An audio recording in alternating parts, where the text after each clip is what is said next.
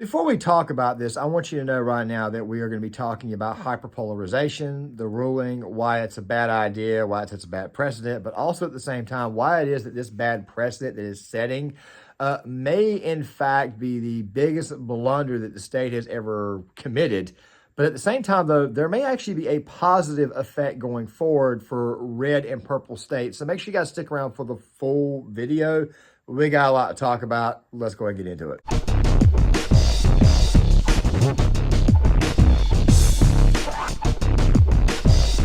No, what she's telling you to the business people of New York, you know what she's telling you? She's telling you you're a little boy and you will never talk politics that opposes them. And that's why you're not afraid of that. That's why they're not afraid of you, because they see you as a little boy. As a little boy that won't say anything to mommy and daddy because God forbid, because you're a little boy who stays in New York. They don't fear you. That's what they're telling you. And Kevin O'Leary said it straight. Him and I don't have the best relationship together. We don't have a relationship, but he's 100% right. That right there was only part of a rant that Patrick Bet-David did on his podcast a couple of days ago. Now, before we get started, that little rant that's roughly about 24 minutes, well, the segment's roughly 24 minutes long. The rant was actually about 10 minutes. That rather will be placed in the description box of this video here. But we need to talk about the ruling on former President Trump and why it is that it sets an extremely bad precedent going forward. However, here's the thing. I've heard a lot of people say that New York is a loser state, which it, for the most part, is, given the fact that it's got one of the highest tax rates in the nation, given the fact that it's got some of the worst business regulations in the nation, given the fact that you have left-wing district attorneys, left-wing judges, given the fact that you have a migrant crisis right now, given the fact that you just had what appeared to be, and don't worry, we're going to follow back up on this, a move for a trucker boycott, basically cutting the city off, meaning that these people are going to be without food and, of course, good old-fashioned essentials that they would need. We'll talk more about that at the end of the video because, once again, this video right here is actually a follow-up from a previous video that I did before. I've been working on this for the past couple of days, gathering a few things, looking into stuff, and regardless of all the constitutional mishaps in this video, meaning the constitutional mishaps in the ruling, it's actually setting an extremely bad precedent, not just for the city of New York, but it could set an extremely bad precedent for the country at large. Now, here's the thing, though, about setting an extremely bad precedent.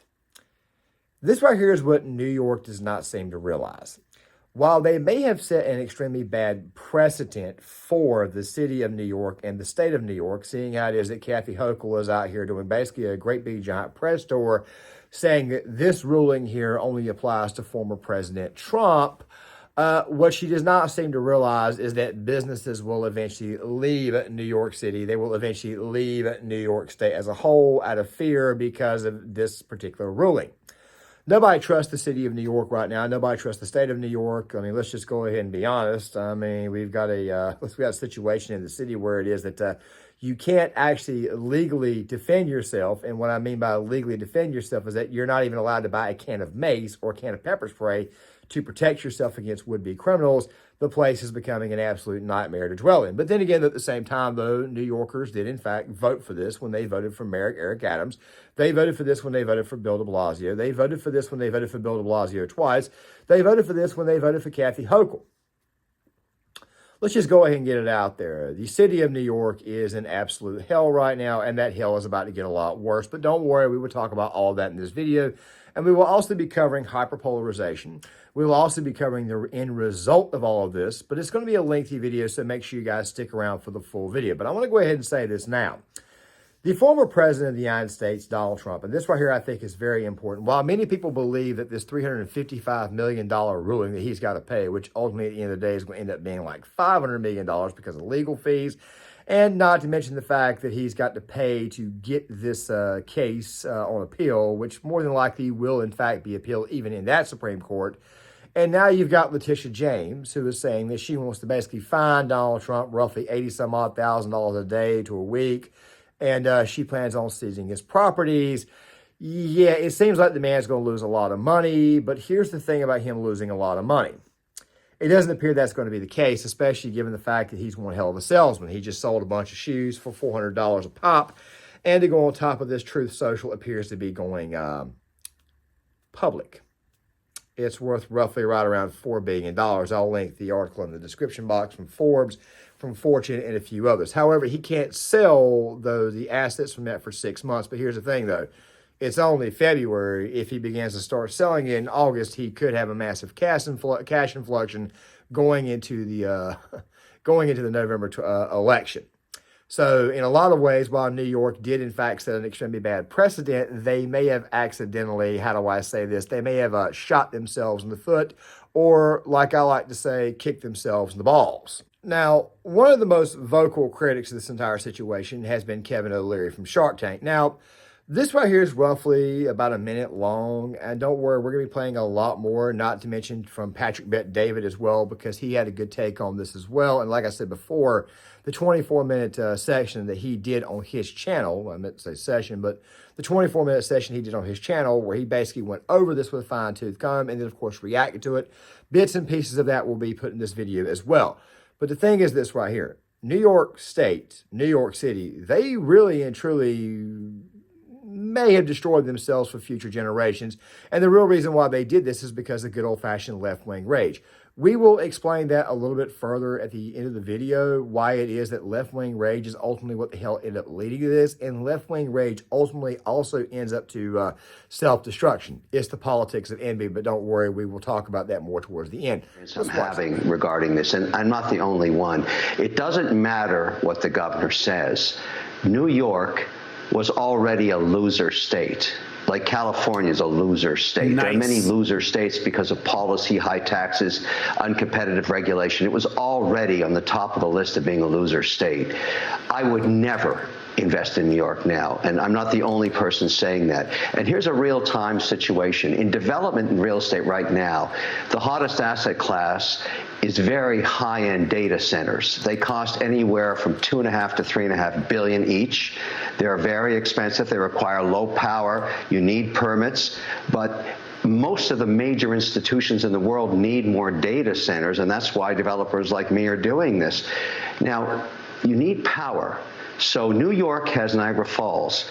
Normally, you'd consider that to put in one of these facilities, create 400 jobs, 5 more jobs for each of one of those for auxiliary services. I can't go to New York. So I'm going to Oklahoma, North Dakota, West Virginia. Governor Stitt, Kevin Stitt, my staff have met with him. Really quick, I want to say this before we go any further. Okay? Just to kind of piggyback off of what Leary was saying. The banks never went after Trump over this. And this is kind of a common practice where somebody will inflate the overall value of their property. But then again, at the same time, I remember some people were saying, well, the property value of Trump Tower is only $18 million. Have you guys ever been inside Trump Tower before? I went there when I was 16. The building is worth at least $500 million. Okay, just go ahead and say that. They've been doing this for a very long time. It's part of the reason why, as people believe this is actually an attack on capitalism, which it is. But as I opened the video up with, I think that what ended up happening is that, think about it this way here. If you ever read the book, if you read the Bible, and you know the story of Mordecai, then you know that a trap was set for him, and the people who set the trap ended up falling into the trap. I think that the state of New York, the city of New York, may have actually done that just now. That's kind of the reason why it is that there is, in fact, a red and white pill at the end of this video, because while this virus sets an extremely bad precedent going forward, and while New York definitely kicked themselves in the balls here, it's very possible that them kicking themselves in the balls may radiate out into pure joy for other states. But we'll get to that more towards the end. Now, you guys obviously heard that. Let me ask you guys a quick question. What do you think of when you think of New York? You think of big buildings, you think of skyscrapers, you think of the biggest city in the country, and Trump's name, of course, is all over a lot of the buildings there. There's even a Trump bank. There's Trump Tower, which is coincidentally located across the street or right down the road from the United Nations building. You think Trump, you think all these big businesses, and you think about corporate America. You think about Wall Street. But here's the thing. If investors and those who want to do franchises, those who want to create businesses, which, by the way, this is actually an attack on capitalism. I'm just going to go ahead and say this right now. Some people will say it's more akin to communism. I believe it's more akin to fascism. But then again, when you actually look into fascism, communism, all forms of socialism, you find that it's really and truly the same. But don't worry, we'll do that in another video. The thing is this right here. This is basically set an extremely bad precedent for a multitude of reasons. The first reason why it sets an extremely bad precedent is because nobody's going to want to invest in the state of New York. Now, maybe it's the way they want it. Maybe this right here is actually what they really actually want. Maybe they don't want people investing in the city anymore. This kind of goes back to what I was saying before, left-wing rage. Let me give you an example of what I mean by left-wing rage. Before Joe Biden, the most liberal president in American history, most left-wing president in American history was Barack Hussein Obama. You had Wall Street protests. You had a bunch of left-wingers screaming and hollering that the rich make too much daggone money, even though they've been making money for a very long time. And quite frankly, you got to have the rich man to have a job because, let's be honest, poor people can't give poor people paychecks. Poor people can't give anybody a paycheck.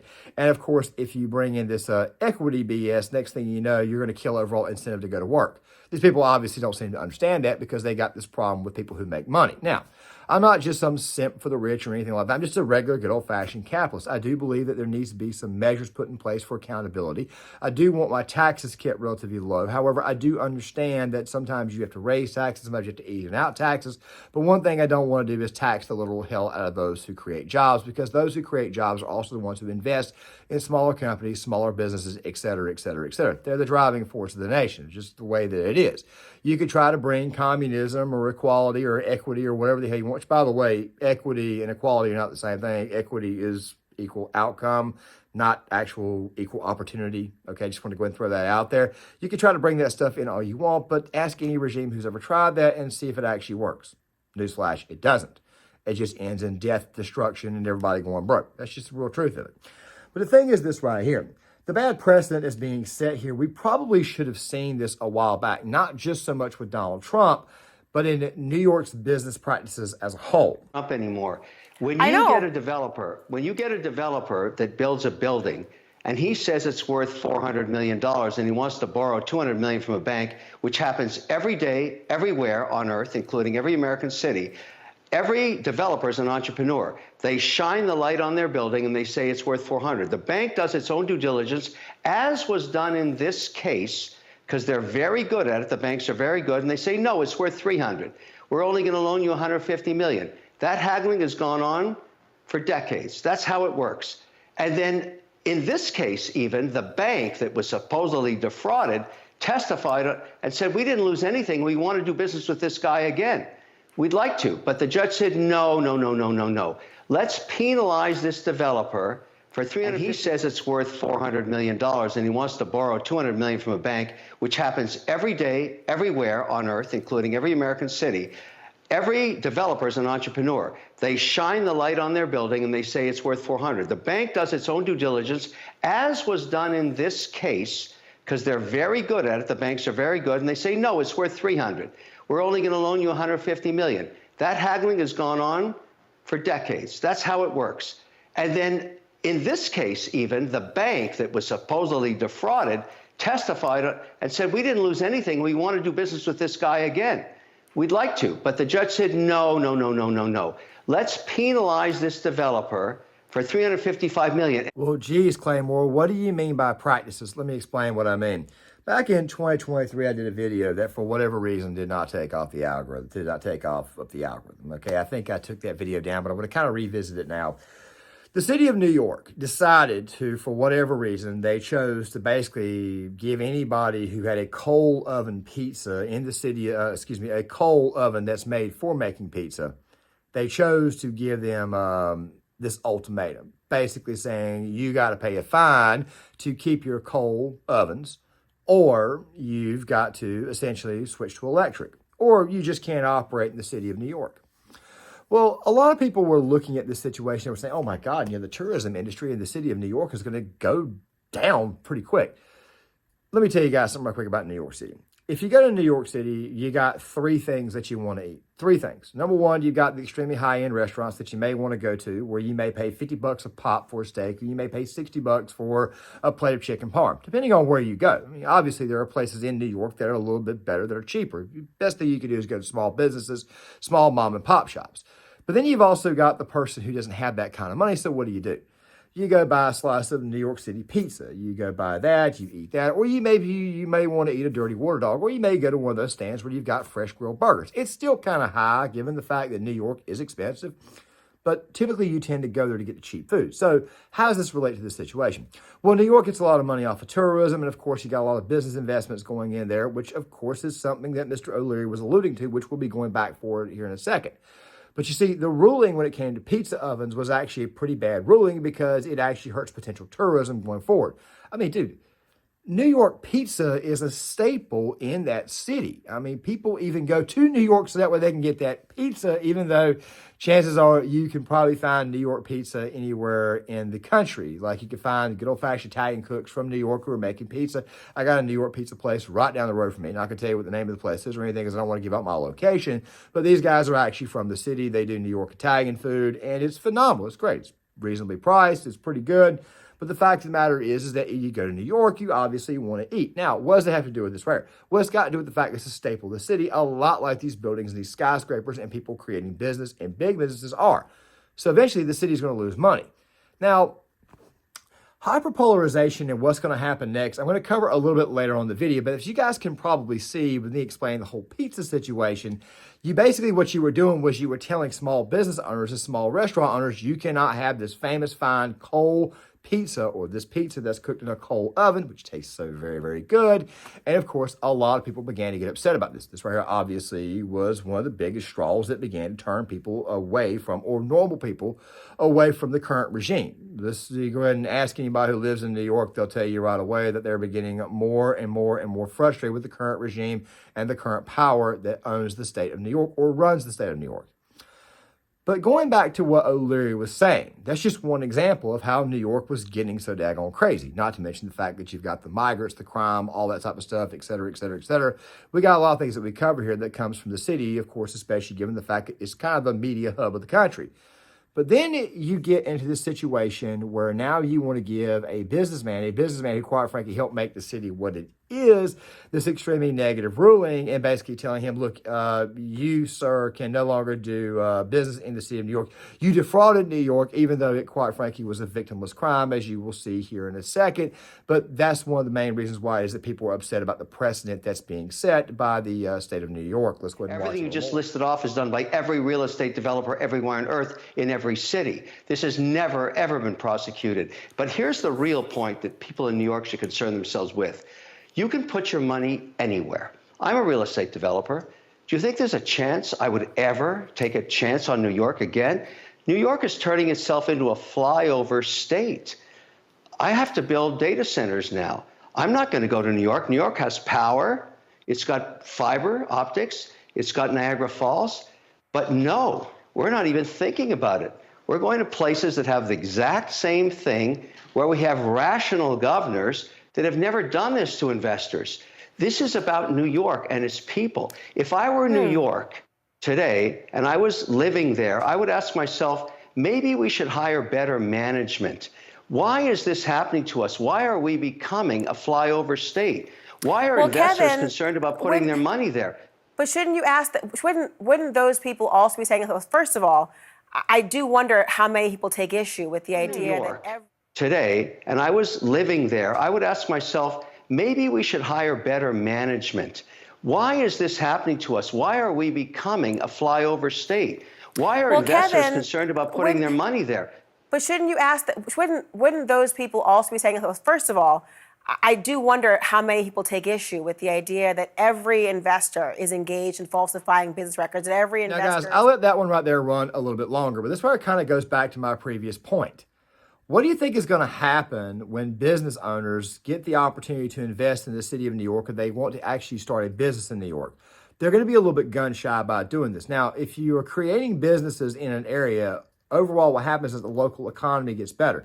Now, even though New York City is a big city, it's got over 8 million people that live in it, it's still a local area for New Yorkers. Obviously, you would prefer, if you live in New York, you'd prefer to obviously buy things in New York, especially for small businesses. And of course, big businesses oftentimes invest. The thing that you got to understand about this situation here is that with this type of precedent, this type of extremely bad precedent that's being set, a lot of New Yorkers are probably, or a lot of people who may want to invest in businesses in New York, they are probably going to say, you know what, I think I'm going to take my money elsewhere. I think I'm going to take my business elsewhere. I think I'm going to go to Florida. I think I'm going to go to Georgia. I think I'm going to go to New York, North Carolina. I think I'm going to go to Virginia. I think I'm going to go to Tennessee, another state on the rise, maybe Oklahoma, maybe Texas, which, by the way, Texas has been increasing in size as far as business is concerned. The business opportunities are getting a lot better in that state. Just ask Elon Musk. I may want to invest in Nevada. I may want to invest in North and South Dakota. Anything, anywhere but New York. That's basically the point here. Now, what happens as a result of this? Well, if less people are investing in the city of New York or the state of New York, then the impoverished area only becomes much, much worse. So basically what's happening here is that the city of New York, the state of New York has basically said, you know what, this right here is only Donald Trump that we're going after. But in reality, it's really putting anybody who lives in the city itself on notice who disagrees with New York state politics. Now, I can already hear somebody saying right now, no, it's about, I got to say 6-1 rather than 1-6. It's about that there. It's about him being a threat to democracy. No. They would not be doing this to former President Donald Trump if he had not decided to run for president again. They may try to go after him with small stuff, of course, but they would not be going after him this hard. And what these people don't seem to realize is that Trump has this amazing ability to create revenue. He has this amazing ability to just sell things. I would never buy any of this guy's products, even though I'm a guy who voted for him twice. It's kind of like I've told people before that if you took that poke, that poke came out while he was in office. But for all I know, even though I voted for the guy twice and would vote for him a third time, definitely very, very pro-Trump, that does not mean that I would take that vaccine because, quite frankly, for all we know, it was kicked to the bottom of Trump Tower. Let's just go ahead and be honest. I'm not going to buy the $400 shoes, but of course people do in fact buy those shoes. It's kind of like what happened with Big Baller Brand. The crap was overpriced. I wasn't going to pay that kind of money for that. But still though, you got to give the man credit for being able to sell products. Sales is actually pretty hard. And of course, he's making a lot of that money back. Not to mention the fact that Truth Social, in 6 months, he's going to be able to sell off the assets and he's probably going to get a lot of that money back. Maybe even 4 or 5 times the amount that was actually ruled on in this ruling. So I'm not concerned about Donald Trump going forward. Trust me, the man's got a lot of ingenuity. He can make a lot of money. Even if he runs for president and loses the presidency, trust me, he will find a way to make money before his life is over. By the way, I want to go into this really quick. There are a lot of people out there who were saying stuff like, Eric Trump, he was upset. He went on Sean Hannity the other night crying about, dude. Even if you know you got money coming in as a wealthy man and you know you're going to have money coming in for the rest of your life, guess what? If the bank seizes a bunch of money from you or some of your assets, even though you got more money, guess what's going to happen? You're probably going to cry about that, even though you got more in your account. It's just the way that it is. You are attacking something that this man, quite frankly, created. So basically everything what Kevin O'Leary was saying there was that you've created this extremely intensely negative environment for the city of New York and the state. Nobody's going to want to invest. It's already bad enough that crime is through the roof, which, by the way, he did not mention. It's already bad enough that not only is crime through the roof, but it's also bad enough that, you got a migrant crisis. Right now, you've got a mayor who's trying to give out $10,000 debit cards. He's completely bypassing those who live in the city of color, bypassing people that are black, who, quite frankly, are a very loyal constituency to that party, the Democratic Party. Basically, what they're doing is they're spitting in the face of a lot of the people that live in, and they just made the situation a lot worse. And this ruling, as I said before, sets a precedent that says, hey, look, if you are somebody who may want to invest in this state, you got to go along to get along, and not everybody's going to want to do that, so you're probably going to lose a lot of money as a result of this, which in retrospect makes Patrick Bet David's little rant more and more justified. Okay, so you're saying you make $5 million. That's the number, right? Okay, that's phase one of the conversation, okay? Phase two of the conversation is, hey, NDAs, let's see your pitch deck a little bit more deeper. Phase three, now we want to do diligence. Now we want to actually see your numbers with your accountants on what they came up with. Here's what we have. Phase four, if it gets to a point that they're cutting a check that's going to be over 9 figures, we're talking 100 million plus. You know what they do? There's something called quality of earnings. What is quality of earnings? It's called Q of E. The seller spends, how much money do we spend the first time? A couple $100,000 the first time. Oh, easily. Real quick and you know, kind of taking a different perspective. If you're in New York and you choose to stay in New York, to keep doing business in New York, here's what you have to keep in mind. What you're telling New York politics, because Hochul came out, and I don't know if you guys saw what Hochul said, if you have the clip. Hochul came out and said, this is not something that's going to hurt the business people of New York, because the business people of New York would never do anything like this. This is more for Trump because of it. What did Trump do? Go ahead. Break it down. Tell us. Tell us what Trump did, Hochul. Go break it down for us. No, what she's telling you to the business people of New York, you know what she's telling you? She's telling you you're a little boy and you will never talk politics that opposes them, and that's why you're not afraid of that. That's why they're not afraid of you, because they see you as a little boy. As a little boy that won't say anything to mommy and daddy because God forbid, because you're a little boy who stays in New York. They don't fear you. That's what they're telling you. And Kevin O'Leary said it straight. Him and I don't have the best relationship together. We don't have a relationship, but he's 100% Now, right. I did not say this before, but it's a victimless crime. Okay, people have been doing this for a very long time in the city of New York. Okay, they've been doing this for a while. I'm not a business guy. I'm here just to simply tell you, as a result, what's probably going to happen as a result of all this. This is what I opened with. Okay, so I'm not getting into the business minutia. Someone like Patrick Bet-David, of course, he is somebody who knows a lot more about this. Kevin O'Leary knows a lot more about this. Everybody in business obviously has a higher IQ than I do about this. I'm just here to tell you what's probably going to happen as a result of this, but just good old-fashioned basic common sense. But there is one thing in this case that did in fact happen, and this right here is one of the main reasons why it is that this case right here will probably be overturned on appeal. The 8th Amendment of the United States Constitution, which basically states that there cannot be any excessive bail or any cruel and unusual punishment. That, by the way, still extends to the civil world. That right there is the biggest reason why it is that this particular punishment here that was levied on Donald Trump will probably get overturned. So yeah, once again, the little rant, of course, is absolutely justified. But here's the real kicker to this entire situation. I mentioned earlier something about hyperpolarization. Well, let's let the guy who, I'm going to do this really quick. Let's let the guy who wears the beanie, who is just simply covering up his bald head, unlike me, who I just like to wear a ball cap. Let's let him explain. Kathy Hochul tells businesses not to fear about Trump verdict. Nothing to worry about. Are you nuts? If you are a business, I can only tell you, you have to be insane to operate in New York. I mean, look, it was bad enough what we saw in 2020 with the COVID lockdowns, selective enforcement of shutting down businesses, unconstitutional orders, shutting down churches. Maybe it's what they want. Or maybe it's just dominoes falling over. I don't know. Perhaps it is just dominoes falling over one at a time. As the ideological capture happens, the regime expands their power. There is no resistance. And this is the direction things go. Now, certainly you can argue that there are people who want something like this to happen. And I say, yes, perhaps. But I don't know for sure. What I mean is, you get hyperpolarization. You get bifurcation of media with decentralized. Now, that's only half of it. I'll play the other half here in a second.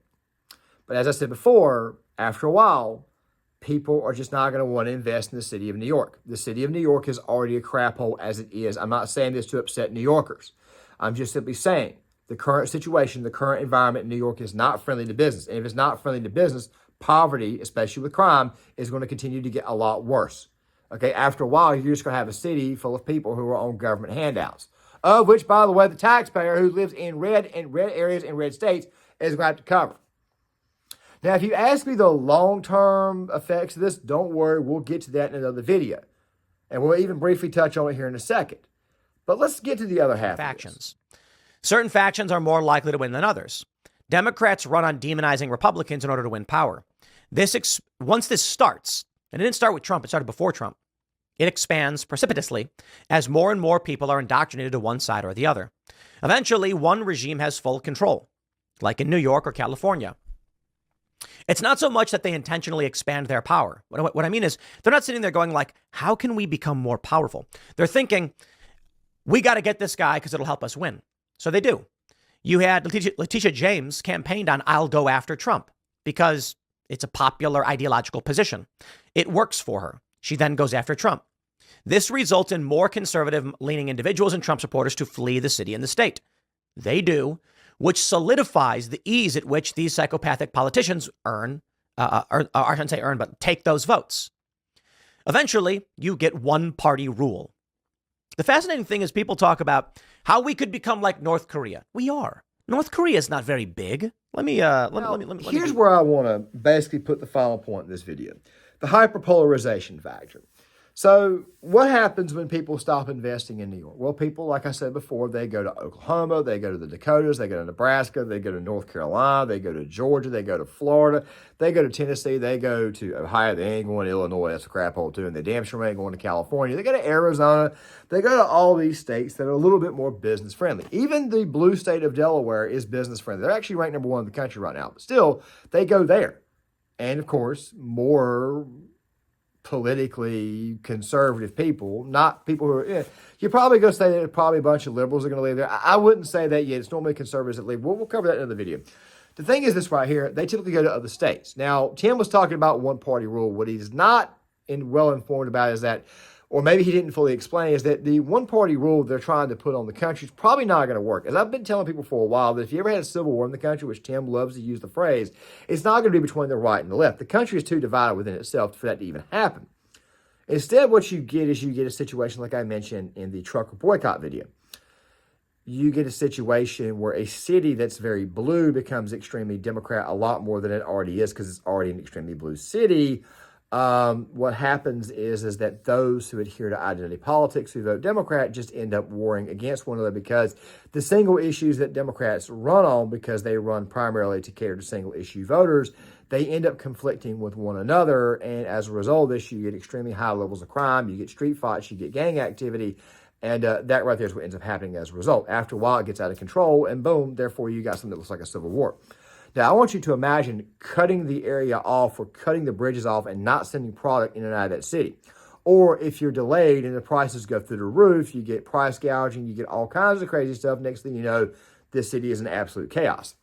And as we've covered when it comes to Chicago, you've already got black voters who are already at war with Hispanic voters over the benefits that are being given to Hispanics, and not black people who think those benefits belong to them, even though they really don't. They should be actually trying to work. But there are cases where obviously people who, quite frankly, and this also includes white people too, where they have a part-time job and maybe you need a hand up to kind of help you out to help make hands meet. Just very, very bad environment altogether. But the thing is this right here, when interests start to compete with one another, next thing you know, you get that civil strife, that civil conflict, or that civil war that Tim Pool likes to talk about. And the hyperpolarization only intensifies this because after a while, if there's no measure for success, or if there's no success, or if the state of New York or the city of New York is telling people, we don't want your business here because you disagree with us politically, or you have to operate this way and that way to go on top of the already extremely bad regulations that the state of New York is implementing on these businesses, yeah, after a while, it just becomes an empty, well, I would say it becomes empty of any form of innovation or any form of beauty, and it just becomes a great big giant crap hole. And that, my friends, is why it is that New York is not a loser state, but let's just say an extremely stupid state. It's almost like when you go left, your brain power just suddenly completely decreases, probably because of all the emotions. That's probably what it is. It's probably all the emotions. You know, guys, I wanted to use a different example besides the pizza example, but another example of what I mean could be the Amazon situation where Alexandria Ocasio-Cortez basically protested the brand new jobs coming in. This is kind of who the left are. They hate anything capitalism, anything money related, and they demand what it is that doesn't belong to them. Very, very covetous, very, very envious people. And that right there is the real reason why you're in this situation. I think about Barack Obama constantly screaming that the rich need to pay their fair share, the wealthy need to pay their fair share, when you have people like Elizabeth Warren who scream that there's a such thing called we need to have a wealth tax to tax people's wealth. By the way, Steve Bannon, who was advising Donald Trump, which, by the way, I don't think Trump would go for this, and this is probably the real reason why Trump removed him from his cabinet back the first time he was in office. They can say the establishment got to him all he want, but I'm pretty sure that Trump removed him because of Bannon's ideas. I like Bannon, but Bannon was also at one point in time also screaming for a wealth tax too. It's part of the reason why it is I'm not really and truly a populist. I'm just a good old-fashioned traditional conservative. And some of the things that I've been hearing are not exactly what we call good ideas. Not talking about Trump per se. I'm talking about some of the people who want wealth taxes and crap like that as some form to get back at the wealthy. But my thing is this right here. If you're going to get back at the wealthy, you need to be actual targeted about it. And you need to go after people who, quite frankly, actually did crimes, not people who just did what you would call a victimless crime where the banks even said that they weren't defrauded at all. Point blank is that this right here is all about liberal rage. And that liberal rage has already set what is a flailingly almost dead state, and it's officially killed it. However, the red pill or the white pill that can come from this is that other states just may benefit from New York's mistake. So let's keep a watch on this. Guys, please leave a comment in the comment section. Tell me what you guys think. Please hit the like button, subscribe, share the video, sign off in the comment section, and I'll see you guys later.